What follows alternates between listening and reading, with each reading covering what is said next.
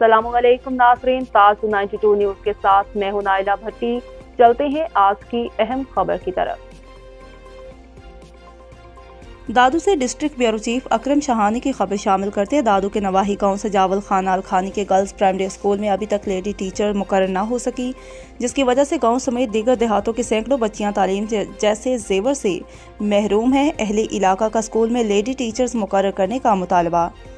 तफसीलात के मुताबिक काचू के गांव सजावल खान आल खानी का गर्ल्स प्राइमरी स्कूल अरसा दराज से न खुल सका, जिसकी वजह से सैकड़ों बच्चियों का मुस्तकबिल दाव पर लगा है, जिस पर तालिबात और वालिदैन ने एहतजाजी मुजाहरा किया। इस मौका पर वालिदैन ने कहा कि हमारे गांव के स्कूल में 2 फीमेल टीचर्स बायोमेट्रिक सिस्टम में तो मुकर्रर हैं, लेकिन वो ड्यूटी करने को तैयार नहीं, दोनों घर बैठी तनख्वाहें ले रही हैं।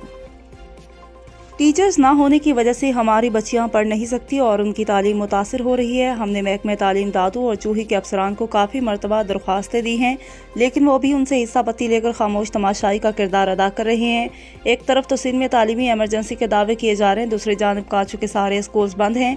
महकमे तालीम के अफसरान ने जानबूझकर रिश्वत के इवज़ असातिज़ा को छूट दे रखी है। वालिदैन ने वज़ीर तालीम सिंध सैयद सरदार शाह, वज़ीर आला सिंध सैयद मुराद अली शाह और दीगर से मुतालबा किया है कि गांव सजावल आल खानी के गर्ल्स प्राइमरी स्कूल में असातिज़ा गर्ल्स प्राइमरी स्कूल में असातिज़ा मुकर्रर करवा कर दिए जाएँ, ताकि हमारी बच्चियों का मुस्तकबिल तबाह होने से बच सके।